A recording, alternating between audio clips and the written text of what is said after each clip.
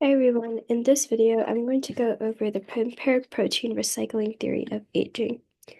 So this sounds pretty complicated, but it's actually really simple. Basically, you have your cells, right? So I'm gonna draw a cell really quick.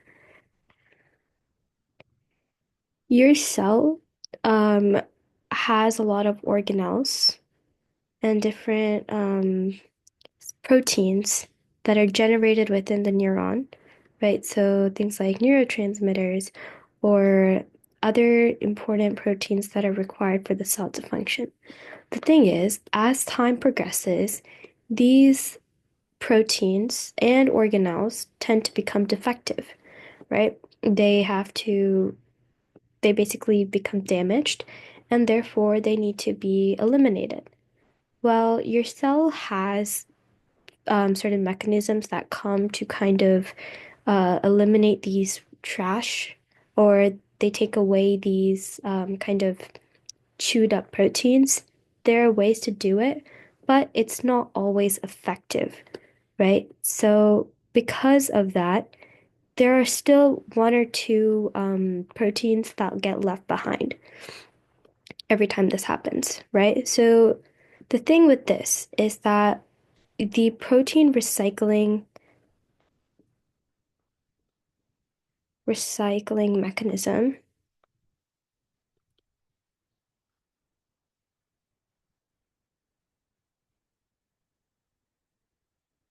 is not fully effective, right?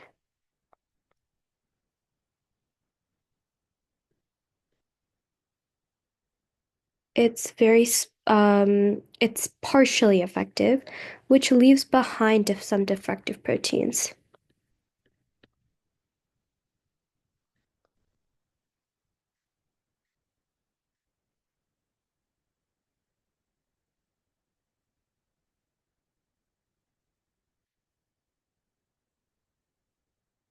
And because of this, what tends to happen is over a lifetime, a lot of these proteins tend to aggregate.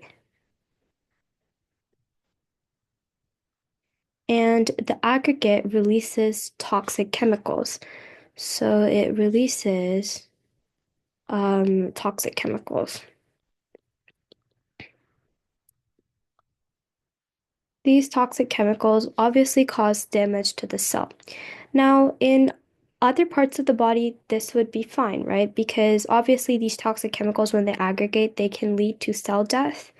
Um, but so if this was a problem in any other part, such as your skin or any place where hair or cells are more commonly replaced, for example, your hair, your nails, your skin, it wouldn't be much of a problem, right? But the thing is, neurons don't regenerate.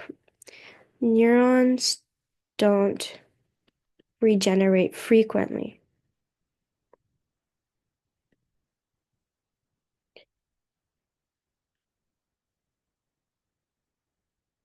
And since they don't regenerate frequently, what this results in is kind of a situation where your neurons start to become less effective and ultimately die. Less effective and die,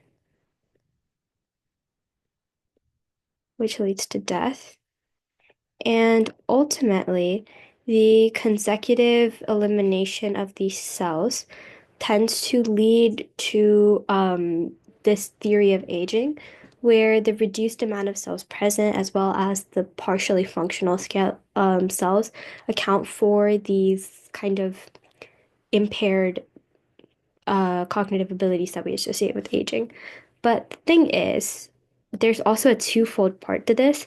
Although this protein recycling mechanism and yeah, the toxins will tend to aggregate in the cell, it's also important to note that this protein recycling mechanism also decreases with age.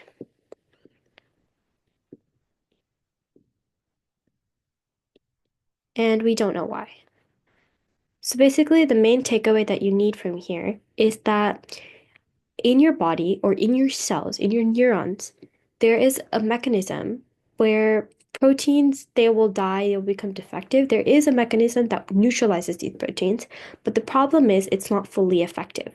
Over your lifetime, these proteins, these damaged proteins, will aggregate in your cell and release toxic chemicals, which causes the cell to become impaired or even die, right?